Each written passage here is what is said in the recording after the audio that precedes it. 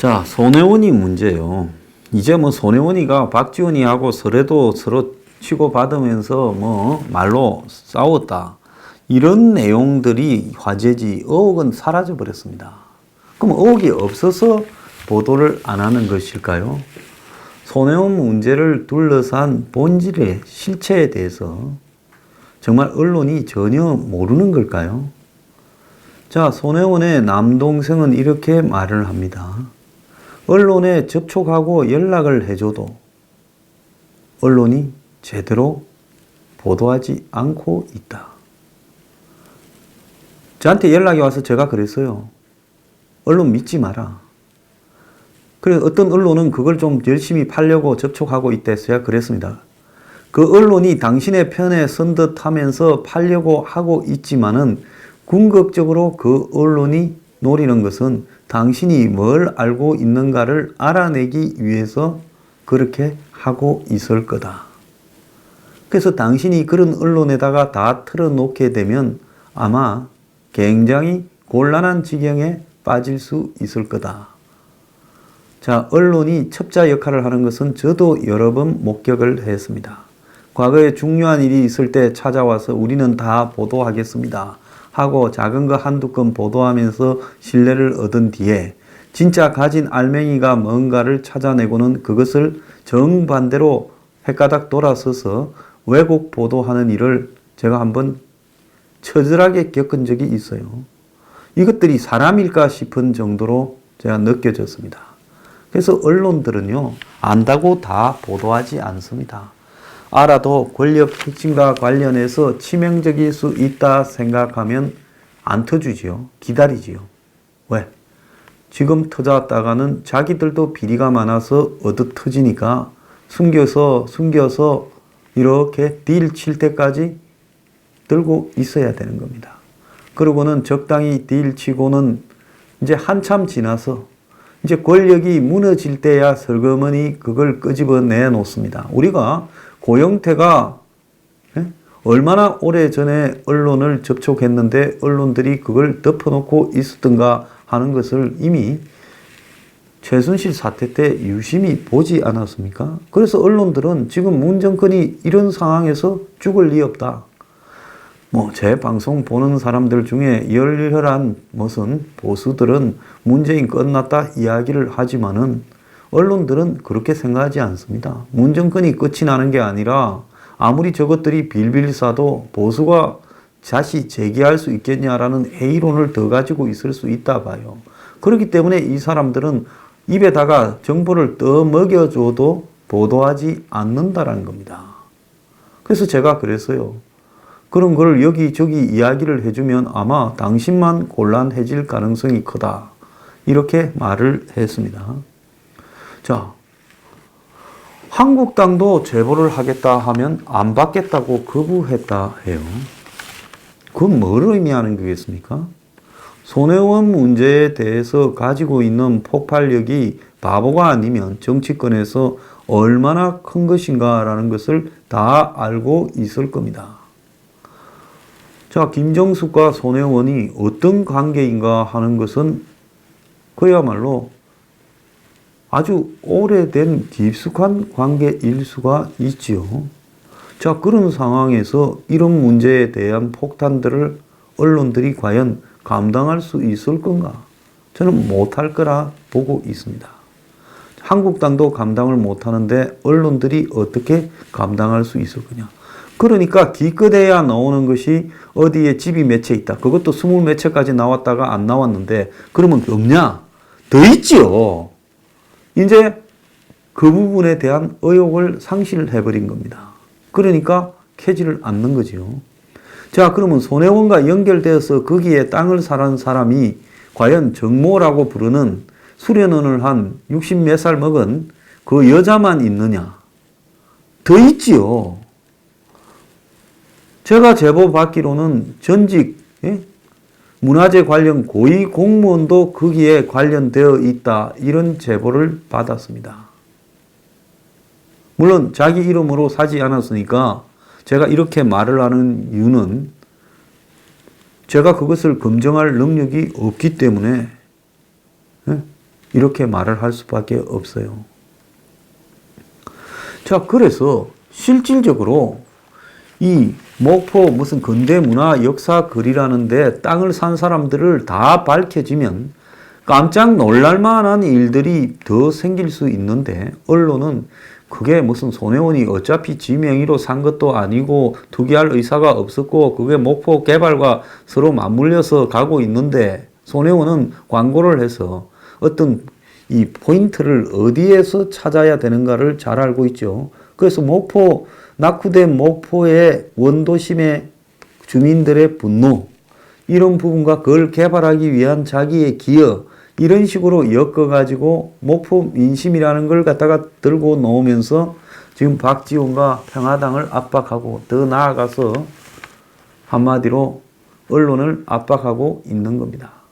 자, 그 11억을 빌렸는데 11억 중에서 7억 1천만 원은 재단에 주서 집 사라 했다면 남은 돈들은 어디에 갔는가라는 부분은, 이거는 손혜원 사태에서 손혜원이 어떤 인물인가를 보여주는 본질적인 건데요. 손혜원이 조선일보 기자가, 제가 그 전날 그런 말을 여러 번 했죠. 그러니까 조선일보 기자가 물었어요. 남은 돈은 어쨌냐 하니까 검찰에 가서 진술하겠다, 이렇게 말을 했습니다. 검찰은 지금 뭐라고 합니까?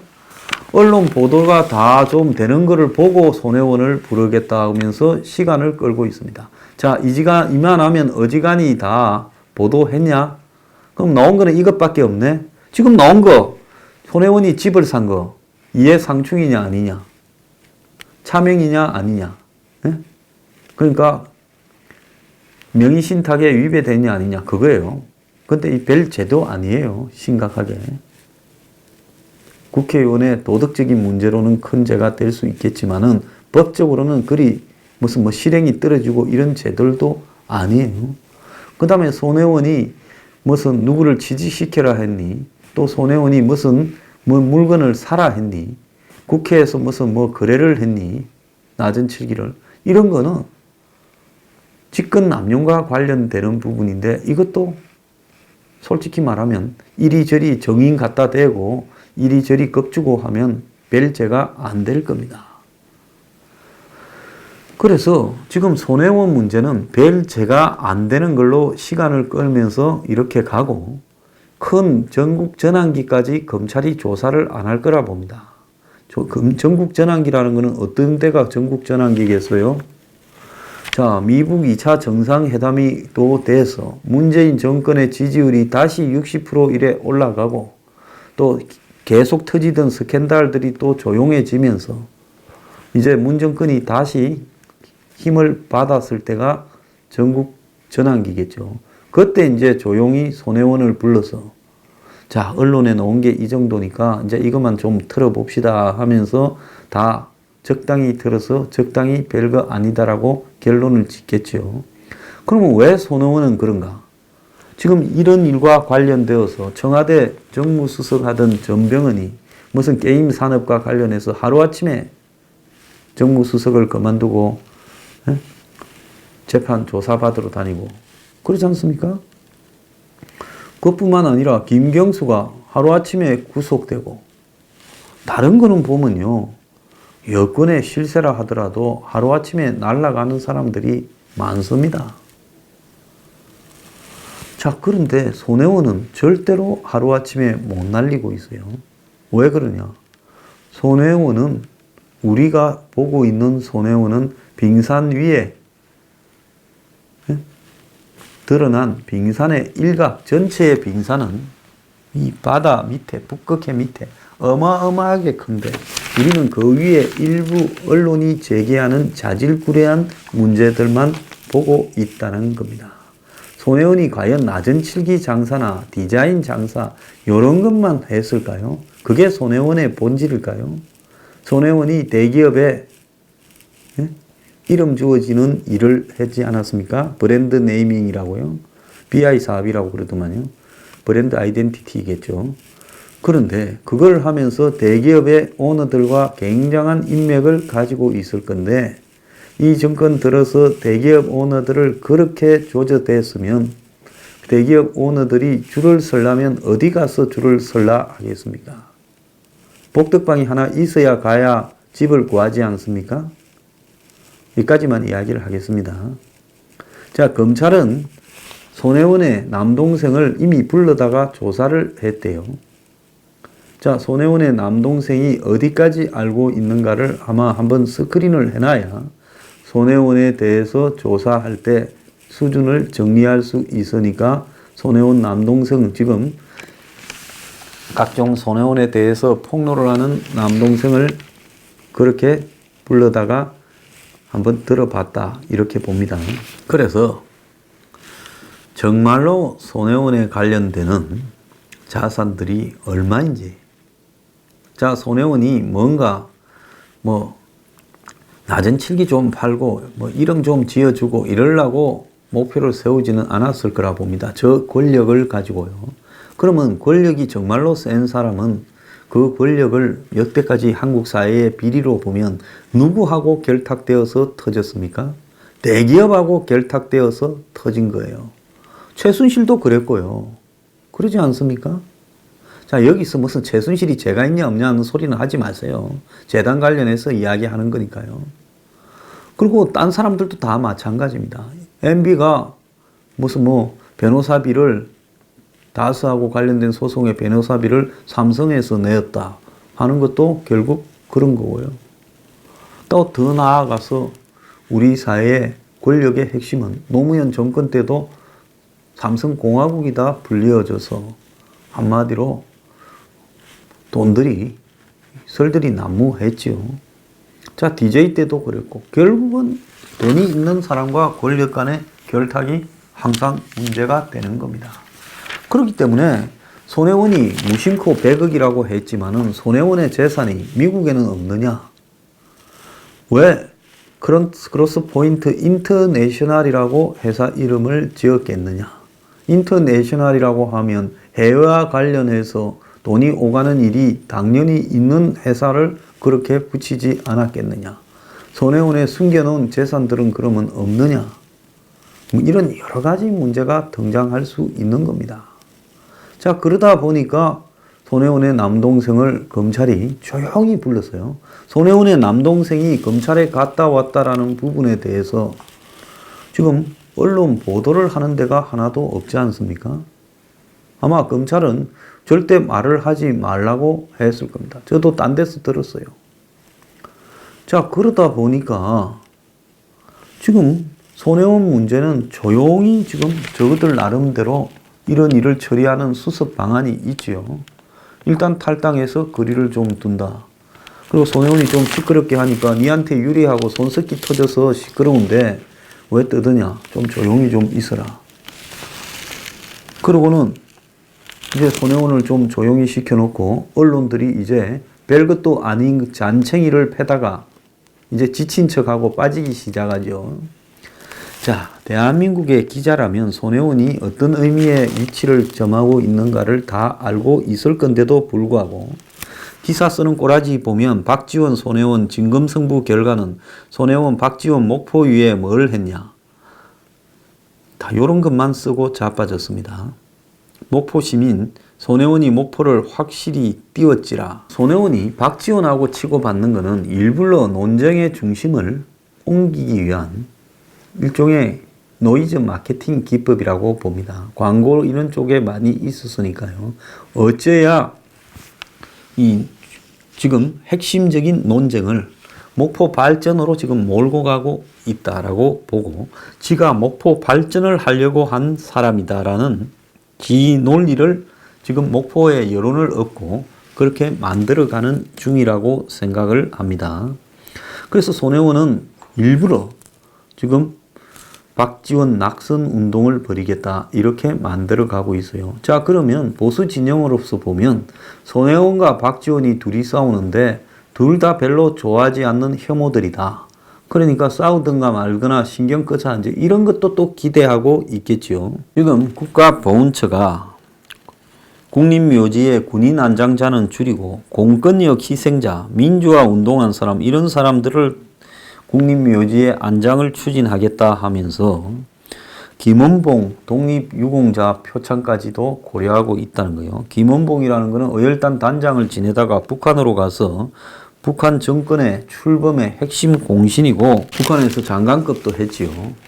자, 해방이 될 때 북으로 갔던 사람은 그 사람들이 일제시대 때 어떤 공헌을 세웠더라 하더라도 6.25를 일으킨 북한 측에 가담을 했다면 그 사람이 아무리 업적이 뛰어난다 하더라도 그 이후에 최종 결론으로 그 사람을 평가해야 된다 봅니다. 프랑스 비시 나치 괴뢰 정부의 이 총수였던 페텐 원수도 1차 대전에 프랑스의 전쟁 영웅이었지만은 결국은 이렇게 프랑스 국민의 역적으로 그의 삶이 비참하게 끝이 났지요. 마찬가지로 일제 때 뭘 했는가가 모든 것을 판단하는 기준이 아니다는 겁니다. 일제 때 아무리 독립운동을 열심히 했다 하더라도 북에 가서 한마디로 북측에 서서 6.25 부분에서 동족 학살에 기여를 했다면 그건 우리가 이 독립유공자가 아니라 민족의 역적으로 여전히 간주해야 된다는 겁니다. 자, 손혜원 부친이 작년에 재심을 받았을 때 자유경력자들 중에 이 독립유공자들은 다 떨어졌는데 혼자 유공자가 된 일 중에 지금 보면 보훈처의 팀장이 손혜원을 직접 방문해서 조사까지 하면서 손혜원 부친을 독립유공자로 만들어 줬어요. 자, 그런데 다른 사람들은 자익 경력이 있다 해서 다 탈락되었는데 손혜원의 부친이 독립유공자로 이렇게 심사받으면서 결국은 채택된 이유 중에 하나는 6.25 당시에 경찰에 정보원을 했다라는 진술로 그렇게 됐다는 겁니다. 손혜원 측이 85년에 제출한 인후보정에 따르면 인후보정이라는 것은 타인이 한 행동 등에 대해서 내가 보정한다라는 개인이 그걸 갖다가 글로 써놓은 내용이지요. 전직 경찰인 이모 씨가 손영우는 해방 후 자익학생운동을 하다가 이후 전향에 자신의 수하에서 어떤 형사와 연결되어 사찰 요원으로 활동을 했고 6.25 당시는 본인 지시로 서울의 잔류의 전세를 관망했고 그가 제공한 정보로 부역자를 소탕함이라고 이렇게 되어 있다는 겁니다. 손 씨 측은 자기 아버지 손영우가 전향한 사실을 입증하기 위해 이 진술을 보훈처에 냈다고 합니다.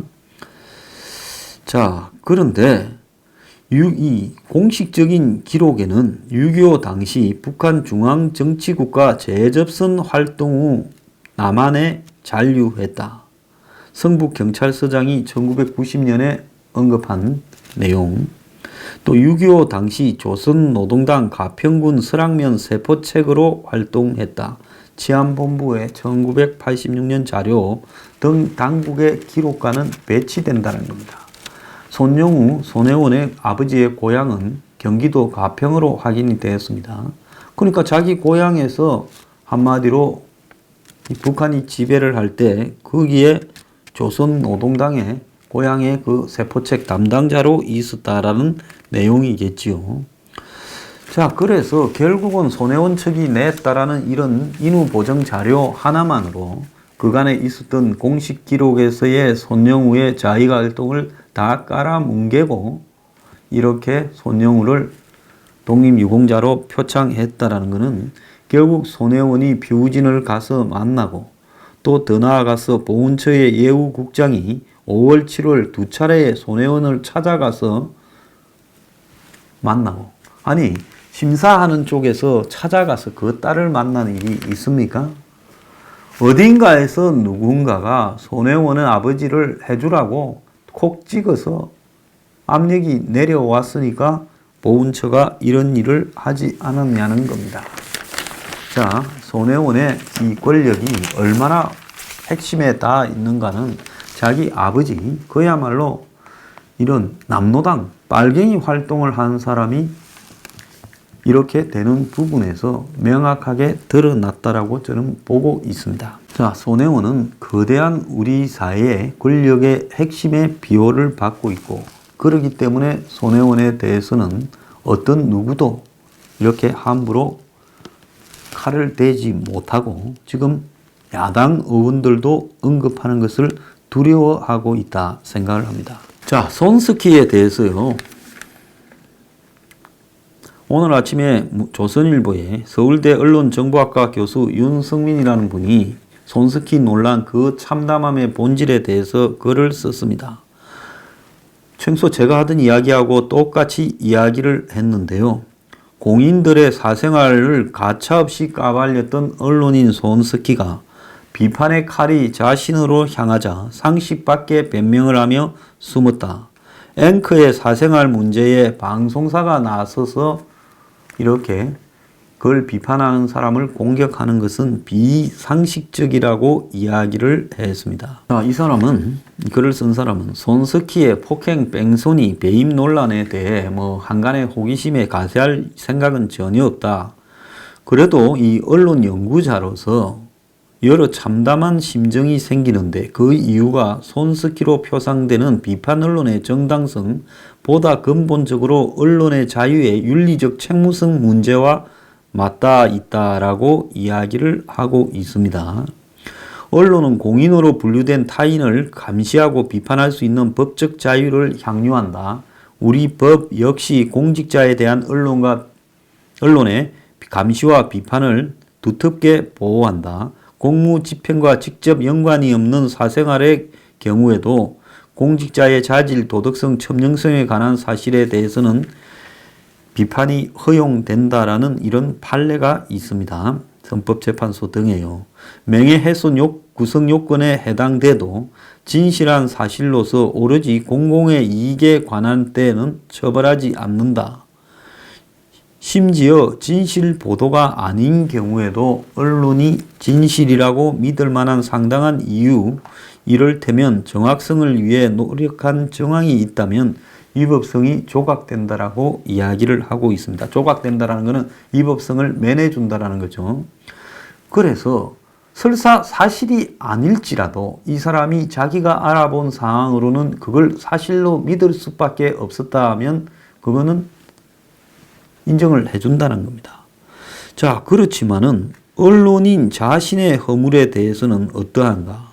언론이 법의 특별한 보호 아래 타인의 허물은 자유스럽게 비판하면서 스스로의 허물에 관대하다면 세상에 이렇듯 불합리한 일은 없을 것이다. 실제로 범인들 사이에도 타인에 대한 비판은 스스로 엄격하고 올바른 만큼 정당화된다. 하물며 언론인이 감시와 비판자로서 역할을 제대로 수행하기 위해서 최소한의 같은 잣대를 자신에게 들이댔을 때 부끄럽지 않아야 한다. 언론의 신뢰 권위를 부여하고 비판을 할 힘을 주는 원천은 법에 앞서 이 윤리적 정당성이다라고 이야기를 하고 있습니다. 제가 이 긴 글을 읽은 이유는 윤리적 정당성을 상실한 언론은 비판할 수 없고 비판할 수 없는 언론은 죽은 언론이다.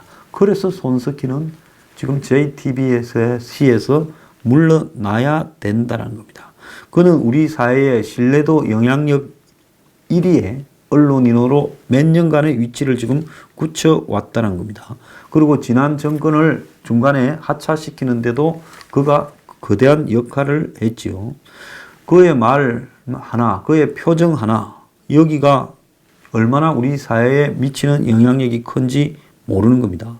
그래서 그는 다른 공인들의 사생활 문제, 윤리적 허물을 가감없이 파헤치고 비판을 했고 그 당하는 사람 입장에서는 한마디로 말도 못하고 당했습니다.